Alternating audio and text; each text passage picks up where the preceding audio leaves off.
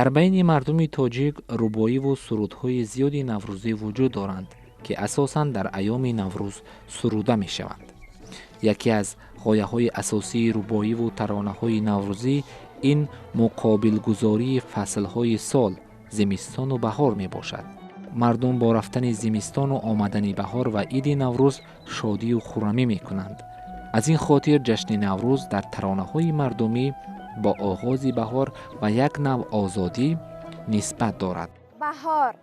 بهار آمد ندانستم، گل سیاه گوش در دستم، دلم را من به او بستم، بهاری نو مبارک باد. نوروز شد و شادم، از درد و غم آزادم، یک ساله و یک جمعه نوروز به استادم. بله، ترانه‌خوانی هم یکی از مراسم‌هایی است که در نوروز البته تجلیل کرده می شود. آمد نوروز به دلها فرح و شادی می بخشد و مردم البته سرودهای می خوانند که این افاده کننده زیبایی‌های طبیعت است، افاده کننده نوروز عالم افروز است و افاده کننده آن است که دلدادگان البته در این فصل نازنین به مراد دل می رسند. در برابر این گفتیم که اکنون ترانه‌هایی هستند که گفتیم در برابر این گل سیاه‌گوش است، ترانه‌های نوروزی است. خب ترانه‌های دیگر هستند که به پرگی به نوروز علاقه‌مندی دارد و در برابر این نظر و اندیشه های شاعران و متفکران ما و در شعرهای ایشان نیز البته همین گونه خب غزل‌ها، رباعی‌ها و ترانه‌ها بخشیده به نوروز اهدا گردیده است. نوروز رسید و شاد و خرم گشتیم، از رفتن دی جمله بیغم گشتیم، دیدیم و شنیدیم صد مهنت و غم، آخر به گلی بهار همدم گشتیم.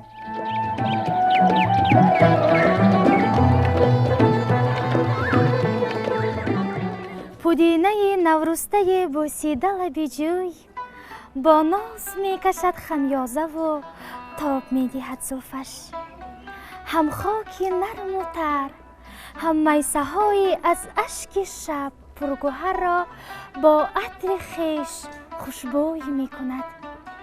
نوروز می رسد، جفت کبوتران با شکر رهیدن ز فصل دی، در زیر نور شیر گرم آفتاب، در شاخ یک درخت پیر پرسکوت، با رقص بلبلزنی و پرپر. نوروز می رسد، نوروز می رسد. بهار آمد صدای بلبل آمد، نسیم فارم و بوی گل آمد، لباسی سبز را صحرا به بر کرد، کلاه سبز سفید آلو به سر کرد. پس از باریدن باران نیسان، چه زیبایند دشت و کوهساران. بهار آمد چمن گلبوش آمد، دل ما بچگان در جوش آمد. عاشقان هرچند مشتاق جمال دلبرند، دلبران بر عاشقان از عاشقان عاشق‌ترند.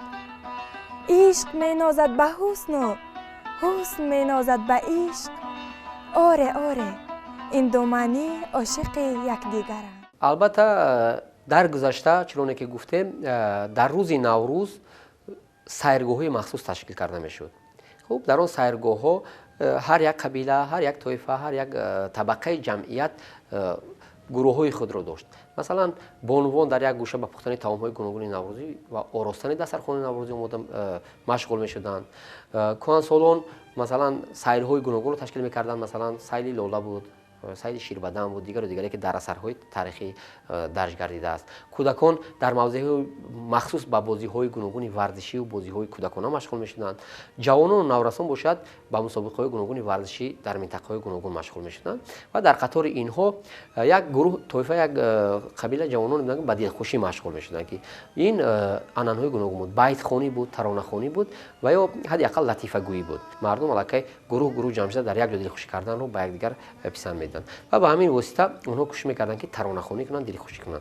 و گرچه که مثلا اونها در مسافه شاید 50 قدم یا 100 قدم از یکدیگر دورتر بودند، توسط سراییدن ترانه‌ها و بیت‌های مخصوص به یکدیگر اظهار محبت میکردند، بیت خوانی میکردند، دلخوشی میکردند، حداقل بیت برک میکردند. یعنی گرچه که اونجا اظهار محبت نبود، اونها بیت برک میکردند، با صدای بلند میخواندند، اشارت میکردند که جواب باید از جانب دختران باشد. چون این ایدگاه ها بودند که اونها رو بیت خوانی میگفتند که تا امروز در وادی زرافشان مشغول است. مثلا جوان یا فرض کردیم نفری که دیرباز عاشق کسی بود، کوشش میکرد یا بیت خواند که به همین واسطه همون بیت مقصد دلش رو با دختری در اون جانبی داره یا که در اون جانبی ایدگاه بوده باید رساند. مثلا در رباط‌های مردمی عینی و زرافشان هست که میگوید که گاوا تبرم به پودوانی دختر، عاشق شده‌ام دونی ندونی دختر، من خط کنم به شاخ گاوت بندم، خطای من خونی نخونی دختر. یعنی وقتی که او به پوده گاوهای همسایه رو میبرد که همسایه دختر دارد، توسط یک خدشه به شاخ اون گاو روز دیلش رو گفته است. اکنون به همین واسطه در جشن نوروز میخواهد که فهمد که خط رسیده است یا نه. و در نوبت خود از اون طرف گل دختران که سرجم بودن حتما یک پاسخ میگفت.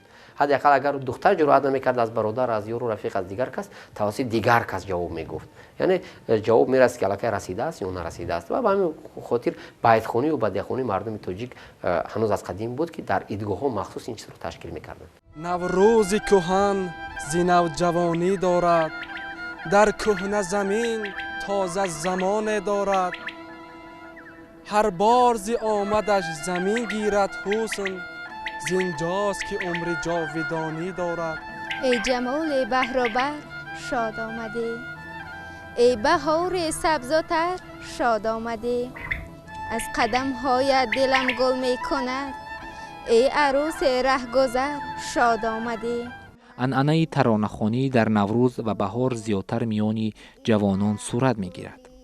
در بسیار حالتها میان دختران و بعضاً گروه دختران همراه گروه پسران با شعر و ترانه‌خوانی سبقت و یا بیت برک میکنند. دختری مردمان عجب لب شکری، سوزانده دلم کباب کرده جگری. ای دختری مردمان عجب لب شکری، سوزانده دلم کباب کرده جگری.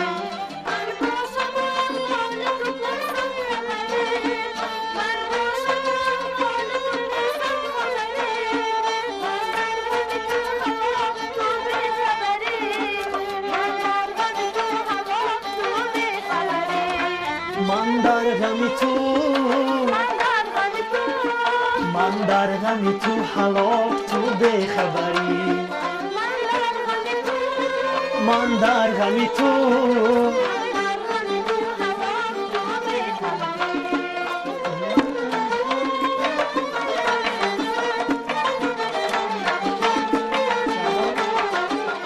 این مراسم خوشحالی است میان جوانان از قدوم بهار و آمد جشن نوروز. مردم با اجرای عنعنه و سنت و مراسم های نوروزی میکوشند فرح و شادمانی کنند تا از دیده و دلها کینه و کدورت و غم و اندوه دور گشته خوشی و شادمانی همگان را فرا گیرد. نوروز شد و لاله خوشرنگ برآمد، بلبل با تماشای دف و چنگ برآمد. مرغان هوا جمله بکردند پرواز، مرغ دل من از قفس تنگ برآمد. همین شعرهایی که در بین مردم هستند البته از زبان مردم گرفته شدن. این از زمان یک زمان کرختی، یک زمان خب البته در مجموع میگوییم که سردی ها رو آنها دلگیر شده بودند. از سردی ها با آمدی نوروز نازنین و بهار خجسته البته در دل فرح و شادمانی احساس میکنند و در برابر این بوی گل و گیاه رو به مشام خود احساس و درک میکنند و در برابر این آنها سرودهای نوروزی میخوانند و یکدیگر رو خب به این جشن جهانی تبریک میگویند و احساسات قلبی خیش رو به واسطه سرود افاده میکنند.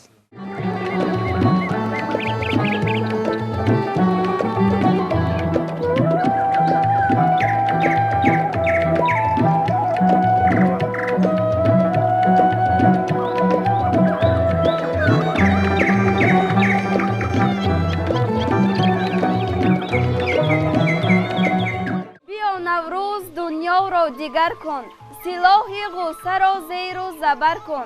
طبیعت جشن شاهنشاهی دارد، تمام روی عالم را خبر کن. نوروزی نو آمد کنون، عالم گلستان می شود. هر لاله با لبخنده اش مثل چراغان می شود. نوروز به نو بهار کی می بینم، گلها را به شش قطار کی می بینم. گلها را به شش قطار در فصل بهار، دنیا را به یک قرار کی می بینم. آمد بهار و چهچه مرغان رسید به گوش، برگوی قصه طرب یاد مکن ز دوش. صد شکر از رسیدن نوروز دلفروز، از حسن پرتراوتش دل می کند خروش. جهان انجمن شد بری تختی اوی، شگفتی فرو مانده از بختی اوی. به جمشید بر گوهر افشاندند، مر آن روز را روزی نو خواندند.